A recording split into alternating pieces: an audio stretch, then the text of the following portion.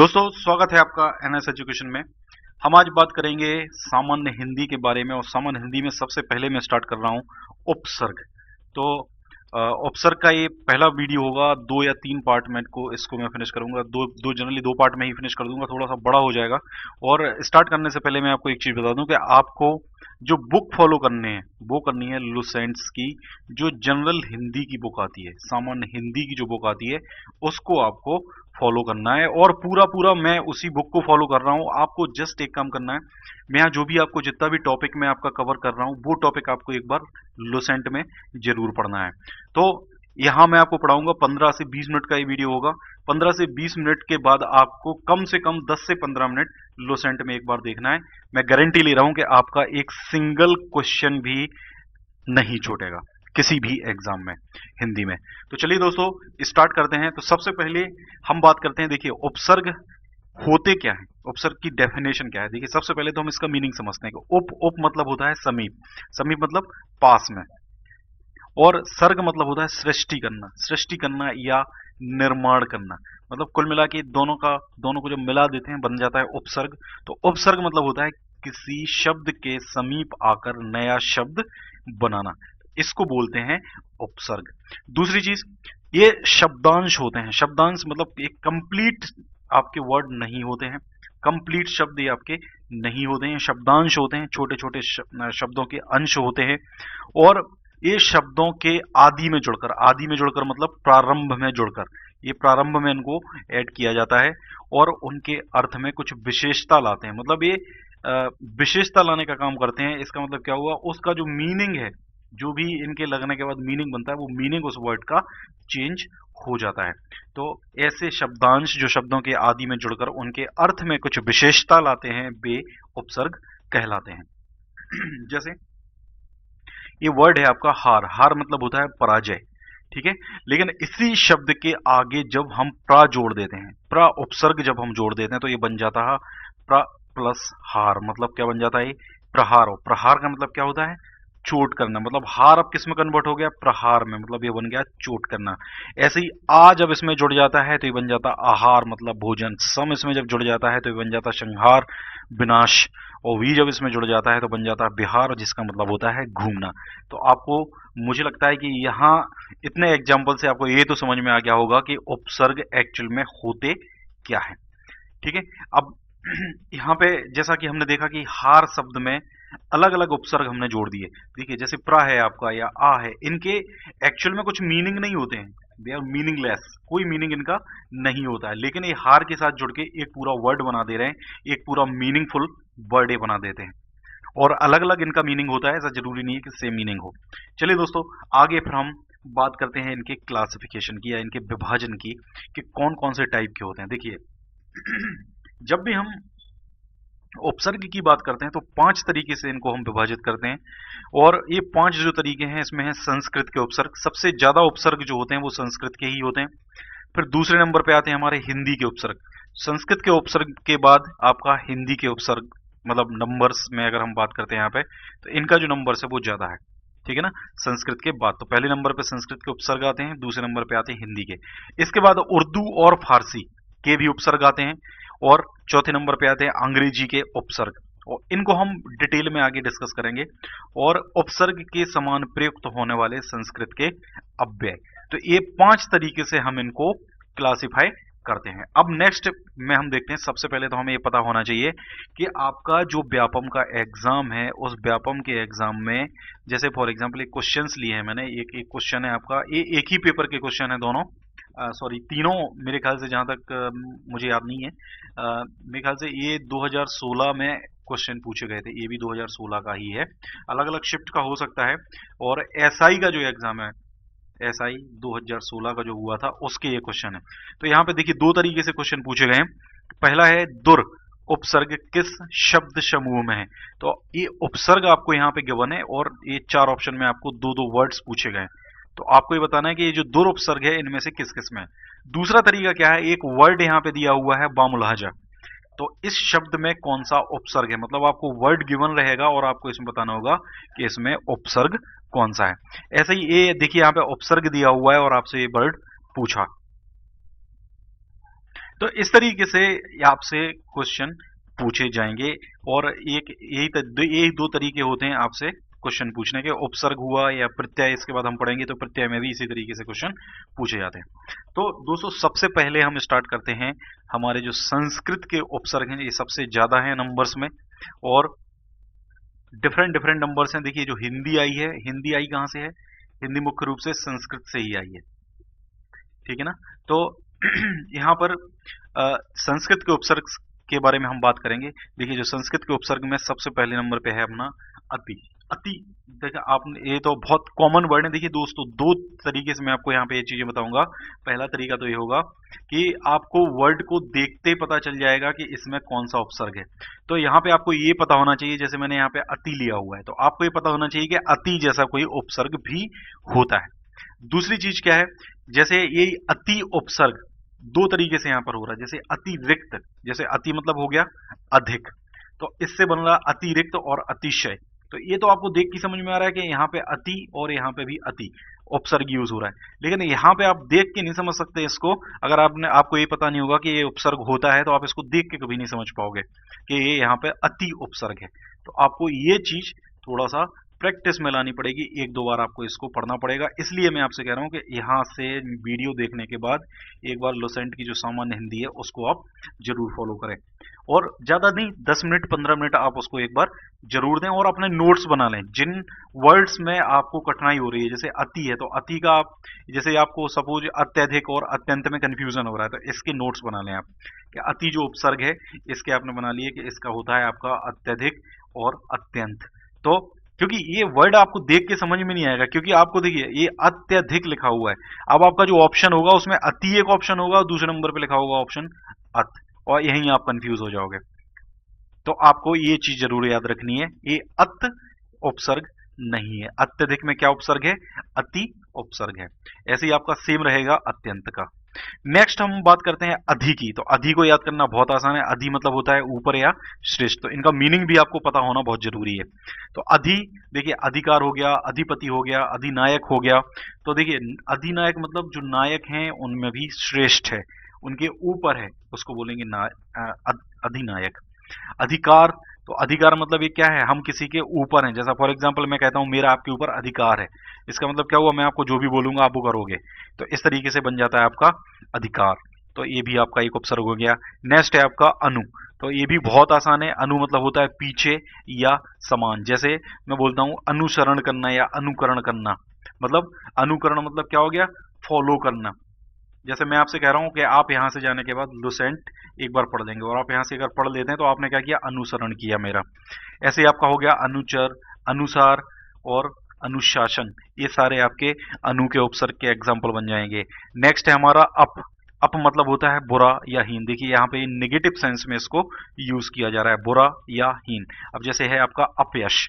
देखिए यश अगर मैं आपसे कहता हूं तो यश जनरली पॉजिटिव सेंस में यूज किया जाता है, लेकिन अगर इसके आगे अप लग गया तो ये इसका सीधा सेंस ही बदल जाता है, अपयश हो जाता है। मतलब ये एक तरीके से आपका अपमान की यहाँ पर बात करी जा रही है कि आपकी बेइज्जती हो चुकी है। नेक्स्ट है आपका अपमान और अपकार। तो अप लग गया मतलब वर्ड का जो मीनिंग है वो देखिए यहाँ पे नेगेटिव हो रहा है, क्योंकि इसका जो मीनिंग हो रहा है, इस उपसर्ग का जो मीनिंग है वो ही नेगेटिव है। नेक्स्ट है आपका अभी। तो ये बहुत आसान है, सामने, चारों ओर या पास। जैसे अभियान हो गया, अभिषेक हो गया, अभिनय हो गया, अभिमुख हो गया। तो देखिए आप बड़े आराम से इनको अभी सीधा सीधा समझ आ रहा है कि इसमें उपसर्ग जो है वो अभी है। नेक्स्ट है आपका अब। अब मतलब होता है हीन, नीच। तो इसका भी क्या हो रहा है? आपका नेगेटिव सेंस में यूज हो रहा है। जैसे गुण है, अगर मैं कहता हूं बड़ा गुणी व्यक्ति है, ठीक है ना, इसका मतलब पॉजिटिव सेंस में हम बात कर रहे हैं। लेकिन अगर मैंने कह दिया बड़ा ही गुणी व्यक्ति है, इसका मतलब क्या हुआ? अब इसका सेंस क्या हो गया? टोटल नेगेटिव हो गया। ऐसे हो गया अवनति। उन्नति का क्या बन जाता है? उन्नति मतलब आप क्या कर रहे हो? प्रोग्रेस कर रहे हो। लेकिन यहाँ पे अवनति क्या हो जाएगा? इसका विलोम शब्द हो जाएगा अवनति। उन्नति का अवनति। ऐसे हो गया आपका अवतार या अवनति, ये तो हो ही गया। नेक्स्ट है आपका बड़ा वाला आ। ठीक है, तो आ मतलब होता है तक या समेत। जैसे आजीवन। आजीवन मतलब मैं सिर्फ बात कर रहा हूं जीवन की, तो जीवन कितना भी हो सकता है, जितना जीवन है उतना। लेकिन अगर इसके आगे मैंने आ लगा दिया मतलब जीवन तक, मतलब जब तक मैं जीऊंगा तब तक, या आगमन। ठीक है ना, तो गमन, गमन मतलब क्या होता है? जाना। लेकिन आगमन मतलब क्या हो गया, जस्ट उल्टा हो गया इसका, आपके आगमन तक, ऐसे हम इस वर्ड को यूज करेंगे। जब तक आप नहीं आ जाएंगे तब तक मैं ऐसा नहीं करूंगा, मतलब आपके आगमन तक मैं ऐसा नहीं करूंगा। नेक्स्ट है आपका उत। तो ऐसे वर्ड्स आपको याद करने पड़ेंगे, क्योंकि ये जो वर्ड होते हैं ये कंफ्यूजिंग वर्ड होते हैं, और एग्जाम में जो क्वेश्चन आएंगे वो आपके यहीं से आएंगे, डेफिनेटली क्वेश्चन आपके यहीं से आएंगे। अधि का क्वेश्चन नहीं आएगा, अनु का क्वेश्चन नहीं आएगा। ये बाई चांस है, आप बाई लक आपको अगर ऐसा मिल जाता है तो ठीक है, नहीं तो ऐसे वर्ड्स पूछे जाएंगे जिनमें आप कंफ्यूज हो। तो उत मतलब होता है ऊंचा, श्रेष्ठ या ऊपर। तीन इसके मीनिंग निकलते हैं, जैसे उद्यम हो गया, उत्कर्ष, उत्कर्ष हो गया, उत्तम हो गया। उत्तम मतलब क्या हो गया, बहुत अच्छा। ऐसे ही आपका उत्पत्ति हो गया। तो ये वर्ड आपको याद करने पड़ेंगे, इसको नोट्स में अपने जरूर बनाएं आप, ताकि आप इनको रिवाइज कर सकें, क्योंकि यही आपको सबसे ज्यादा कंफ्यूज करेंगे। नेक्स्ट है आपका उप। उप मतलब होता है निकट, सदृश या गौण। अब देखिए, उपदेश हो गया, उपवन हो गया, उपमंत्री हो गया, उपहार हो गया। तो ये आपके बहुत आसान है, इसमें सब में साफ साफ समझ में आ रहा है कि उपसर्ग यहाँ पर यूज किया गया है। नेक्स्ट है आपका दुर। ये आपका एग्जाम पॉइंट ऑफ व्यू से बहुत इंपॉर्टेंट है। अभी हमने शायद इससे पहले जो क्वेश्चंस देखे थे उसमें इसी के बारे में पूछा गया था। तो दुर मतलब होता है कठिन, बुरा। ये दो मीनिंग इसके होते हैं, यूज होते हैं। देखिए, नेगेटिव सेंस में इसका यूज हो रहा है। दुर्जन, अगर मैं बात करता हूं जन, जन मतलब क्या होता है, कोई व्यक्ति, कोई आदमी, ठीक है। अगर इसके आगे दूर लग गया, दुर लग जाने से इससे क्या हो जाएगा, अभी बन गया बुरा आदमी, ठीक है ना। दुर्गम, दुर्गम मतलब, गम मतलब, गम का अलग ही मतलब होता है, गम मतलब होता है सॉरो, दुख, ठीक है ना। लेकिन इसके आगे दुर लग गया तो अभी क्या बन गया, दुर्गम या सुगम। सुगम मतलब क्या होता है, अच्छा रास्ता, ठीक है ना, जहां पे हम पहुंच सकते हैं आराम से। लेकिन दुर्गम मतलब क्या हो जाएगा आपका, कठिन रास्ता। नेक्स्ट है आपका दुर्दशा। तो दशा में कुछ दशा है जो, जैसे अब मैं बोलता हूँ उसकी दशा कैसी है, तो ये इससे हमें पता नहीं चल रहा है कि नेगेटिव सेंस में यूज हो रहा है कि पॉजिटिव सेंस में यूज हो रहा है। लेकिन अगर इसके आगे मैंने लगा दिया दुर्दशा, तो दुर्दशा मतलब ये क्या हो जाएगा आपका, नेगेटिव सेंस में यूज हो जाएगा कि उसकी बुरी दशा हो रही है। ऐसे सेम है आपका दुराचार। तो ये वर्ड आपको याद करने पड़ेंगे। नेक्स्ट पर हम बात करते हैं दुस। तो ये भी आपका बहुत इंपॉर्टेंट है और एग्जाम में जनरली पूछे जाते हैं। इसका मतलब भी होता है बुरा और कठिन, दुष्चरित्र, दुस्साहस, दुष्कर, ठीक है ना। तो ये इसके वर्ड हो जाएंगे, इसको भी आप अपने नोट्स में जरूर लिखें। नेक्स्ट है आपका निर, वेरी वेरी इंपॉर्टेंट। निर मतलब होता है बिना, बाहर और निषेध, ठीक है ना। तो इसका भी जनरली जो यूज है वो नेगेटिव सेंस में किया जा रहा है, बिना या निषेध। जैसे निर अपराध मतलब, निरपराध मतलब, जैसे अपराध अगर किसी ने किया है तो वो कहलाएगा आपका अपराधी, लेकिन निरपराध मतलब उसने कोई अपराध नहीं किया है, मतलब बिना अपराध के। ऐसे ही आपका हो जाएगा निर्जन, निराकार। निराकार मतलब क्या हो जाएगा, निर, ये उसका उपसर्ग हो गया, आकार मतलब आकार के बिना। जैसे गॉड के बारे में कहा जाता है, गॉड का कोई आकार नहीं है। दो प्रकार के लोग होते हैं, जो उसके मूर्ति रूप में की पूजा करते हैं, दूसरे प्रकार के जो लोग होते हैं, जैसे फॉर एग्जांपल मुसलमान जो होते हैं, मुसलमान निराकार अल्लाह की पूजा करते हैं। लेकिन जो हिंदू होते हैं वो साकार, साकार मतलब आकार सहित। तो ये भी आपका एक उपसर्ग बनेगा, आगे इसके बारे में हम बात करेंगे, ठीक है ना। तो ये दो प्रकार के होते हैं, निराकार और, सॉरी, साकार और निराकार। ऐसे हो गया आपका निर्गुण। निर्गुण मतलब जिसकी कोई गुण नहीं है, निर्गुण, जिसके कोई गुण नहीं है। जैसे भगवान है, भगवान निर्गुण होता है, कोई गुण नहीं होते उसके। ऐसे ही नेक्स्ट है आपका निस, वेरी वेरी इंपॉर्टेंट। निस मतलब भी होता है आपका रहित, पूरा और विपरीत। जैसे निस्सार हो गया, निस्तार हो गया, निश्चल हो गया, निश्चित हो गया। अब यहाँ पे ये निश्चल, निश्चल देख लीजिए, निश्चल मतलब क्या हो जाएगा, छल रहित। जैसे बच्चे होते हैं तो बच्चों के लिए वर्ड यूज किया जाता है निश्चल। नेक्स्ट है आपका नी, बहुत सिंपल है। नी मतलब होता है निषेध, अधिकता या नीचे। इसके मीनिंग होते हैं निवारण, निपात, नियोग, निषेध। तो ये देख के ही समझ में आ रहा है, देखिए कि यहाँ पे नी उपसर्ग यूज करा गया है। नेक्स्ट है हमारा परा। तो परा मतलब क्या होता है, उल्टा या पीछे। जैसे देखिए पराजय, तो जय मतलब क्या हो गया, जय मतलब हो गई जीत, लेकिन इसके आगे लग गया परा, तो जीत, जय का उल्टा क्या हो जाएगा, जीत का उल्टा क्या हो जाएगा, हार। मतलब पराजय मतलब क्या हो गया, हार। ऐसी पराभाव, परामर्श, पराक्रम। अब परामर्श है जैसे आपका, परामर्श मतलब क्या हो गया, किसी से आप परामर्श लेते हो तो उसको फॉलो करते हो ना, उसके पीछे पीछे उसका अनुसरण करते हो ना, तो ये पीछे उसका इस सेंस में यूज होगा। नेक्स्ट है आपका परि, बहुत सिंपल है, आसपास, चारों तरफ। जैसे आपका होता है परिधि, परिधि मतलब होता है आपका सरकमफ्रेंस। तो सरकमफ्रेंस मतलब क्या हो गया, सरकमफ्रेंस मतलब कोई वृत्त है हमारे पास, उस इस सेंटर के चारों तरफ एक परिधि हमने बनाई हुई है, तो इसको बोलते हैं सरकमफ्रेंस। वृत्त की जो परिधि होती है वो क्या होती है, 2 पाई आर। ठीक है ना। जैसे परिजन हो गया, परिजन मतलब जन जो हमारे आसपास रहते हैं, परिजन जो हमारे घर वाले हैं। परिक्रम हो गया, परिपूर्ण हो गया, परिणाम हो गया, इस तरीके से। नेक्स्ट है आपका प्र, तो ये भी बहुत सिंपल है। इसका मतलब होता है अधिक और आगे। मीनिंग आपको पता होना बहुत जरूरी है। मीनिंग अगर आपको पता होगा तो आप वर्ड का मीनिंग बड़े आराम से पता कर लोगे। जैसे आपका हो गया प्रख्यात, ठीक है, प्रबल। अब जैसे बल है, तो बल मतलब क्या हो गया, एक नॉर्मल फोर्स की यहाँ पे बात कर रहे हैं, या ताकत की हम यहाँ पे बात कर रहे हैं कि किसके अंदर कितनी ताकत है। लेकिन अगर इसके आगे प्र लग गया, मतलब वो क्या है, बहुत अधिक है, उसके अंदर ताकत बहुत अधिक है। यहाँ पे इस तरीके सेंस में, पॉजिटिव सेंस में इसका यूज किया जा रहा है। प्रस्थान हो गया, प्रकृति हो गया। नेक्स्ट है आपका प्रति, तो ये भी आपको थोड़ा सा कंफ्यूज करेगा। प्रति मतलब होता है उल्टा, सामने या हरेक। जैसे हरेक के सेंस में हम इसका यूज करेंगे प्रत्येक, तो अब यहाँ पे आप कंफ्यूज हो जाओगे। आप क्या सोचोगे, यहाँ पे ये उपसर्ग यूज किया गया है, और ये आपको ऑप्शन में जरूर मिलेगा। सबसे बड़ी चीज है कि ये आपको ऑप्शन में जरूर मिलेगा प्रति। और आप गलती से अगर यहाँ पे आपको नहीं पता होगा प्रति, तो आप यहाँ पे ये लगा के आओगे। ठीक है ना। तो प्रति, प्रतिकूल बड़े आराम से समझ में आ जाएगा। लेकिन प्रतिक्षण आपको बड़े आराम से समझ में आ जाएगा, लेकिन आपको ना तो प्रत्यक्ष समझ में आएगा ना प्रत्येक समझ में आएगा। ठीक है ना। तो प्रत्येक मतलब हरेक, ठीक है ना। ऐसे ही आपका प्रत्यक्ष, प्रत्यक्ष मतलब प्रत्यक्ष प्रमाण। जैसे मैं बोलता हूं प्रत्यक्ष प्रमाण, प्रत्यक्ष प्रमाण का मतलब क्या हुआ कि जो सबूत है वो हमारे सामने है। ठीक है ना। तो इसका सामने के सेंस में भी यूज किया जाता है। प्रतिकूल, जैसे मैं बोलता हूं कि मेरी जो परिस्थितियां हैं वो प्रतिकूल हैं, प्रतिकूल हैं या अनुकूल। अनुकूल का उल्टा जस्ट क्या बन जाएगा, प्रतिकूल। मतलब जैसा मैं चाह रहा हूं वैसा हो रहा है, अनुकूल। जैसा मैं चाह रहा हूं उसका जस्ट उल्टा हो रहा है, मतलब प्रतिकूल। नेक्स्ट है आपका वी, तो वी मतलब होता है भिन्न या विशेष। तो ये दो मीनिंग इसके होते हैं। और विदेश, विलाप, वियोग, विपक्ष बड़े आराम से समझ में आ जाएगा, इसको ज्यादा डिटेल में नहीं हम डिस्कस करेंगे।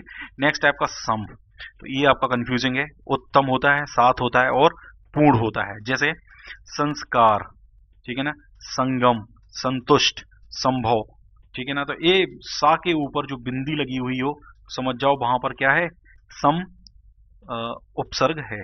ऐसे ही आपका सु, सु मतलब होता है अच्छा और अधिक, मतलब पॉजिटिव सेंस में इसका यूज किया जा रहा है। सुजन, सुगम, सुशिक्षित और सुपात्र।